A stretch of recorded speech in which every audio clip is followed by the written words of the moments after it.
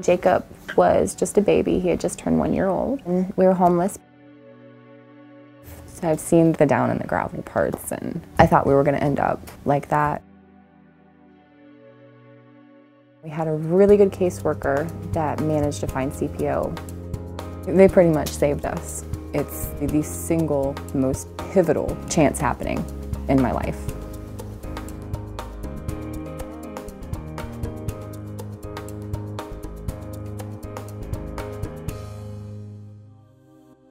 One of the themes that continued to resound was some of the challenges facing Wineland Park and its impact on the broader University District. One of those around which there was broad consensus was problems facing what had been referred to as the Broad Street housing portfolio.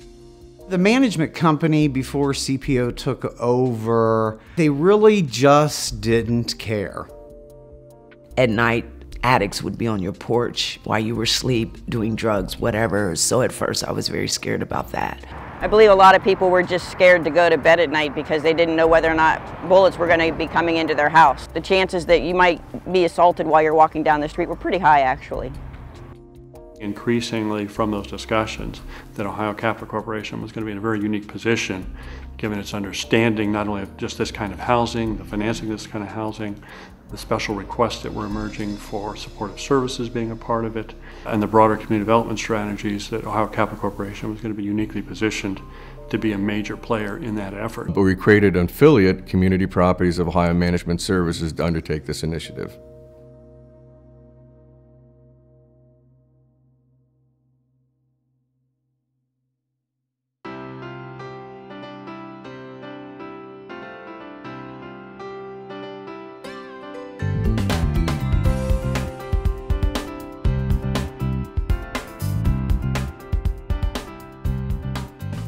We went into it largely because of CPO's large presence in the community. It has the largest concentration of Section 8 contract-based housing in Columbus. It was really a springboard to work with CPO Impact to talk about the services that they were then going to provide the residents moving into the renovated units to help stabilize the neighborhood as a whole. One of the first things we did was work with off-duty police officers. We had our own patrol car that patrolled the neighborhoods, and instead of just going from crisis to crisis, actually engaged the residents and truly tried to deal with the criminal activity. It is so important that residents, families, individuals have safe, decent, affordable housing, and we want to do whatever we can to help residents understand that value and clearly have the resources they need to maintain that housing. And then when the rehab came, it was just so beautiful. My friends would come in and say, oh, Jessica lives in a little mansion, you know.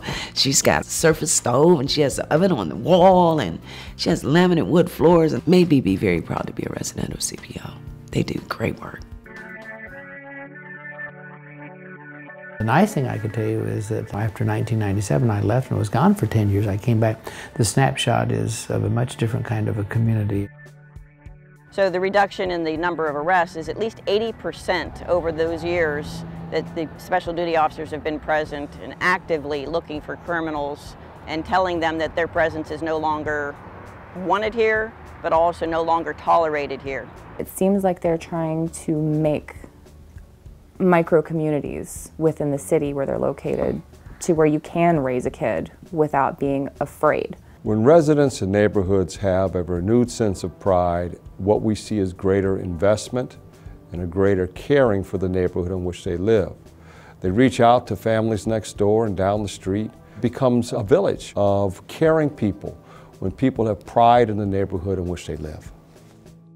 Some of the residents here, even in a short time, and they came like family. There's 2 or 3 of us that gets together on holidays and prepare food for anyone in the building that wants it. You know, and I've never done anything like that prior to coming here. You see people going up and down East Main Street and the side streets. You see moms pushing their kids where 6, 7 years ago, you didn't see that. The transformation that we've gone through and all that hard work, it's like we're now seeing the benefits, and it's fantastic.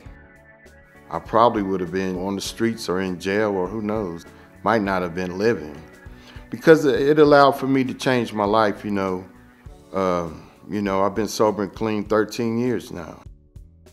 I transitioned out of CPO's subsidized housing portfolio 2 or 3 years ago into paid rent, and I chose a property that CPO would be managing. Being involved with CPO and the other programs that I have been actually gave me a positive outlook on not just my future, but my children's future.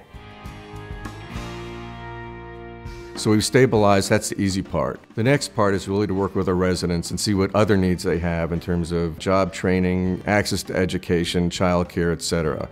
So I view the future mission, the aspirational, is really to work with our residents, which have a very low income. Average resident has an income of less than $7,000 with, 1 or 2 children.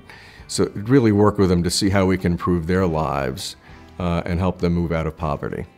So we always have to remember the incredible role that CPO has brought to the lives of hundreds of individuals. They have hope for the first time in many generations that their lives will be different, and more importantly, the lives of their children and grandchildren will be different. To be successful and to have our residents fully accepted within the community, to be integrated, to be part of that community, I think that would be the greatest success story to tell. I have quite a few business plans, so I have a lot going. I think my next 5 or 10 years are going to be busy, and I owe a lot of that to CPO because they believed in me. As CPO residents empower themselves, become self-sustaining, and move on and continue productive lives, other people can come along and take that same advantage. When I came to CPO, my main objective was to get stable housing for my daughter and increase my income and become self-sufficient. Subsidized housing, I've always believed, is for people who really need it. Okay, I needed it. I've achieved my goals, and it's now time for me to move on so someone else can step in and take my place and get the help that I got. So CPO has allowed me to be able to have faith and courage in myself to be able to progress to a higher plane.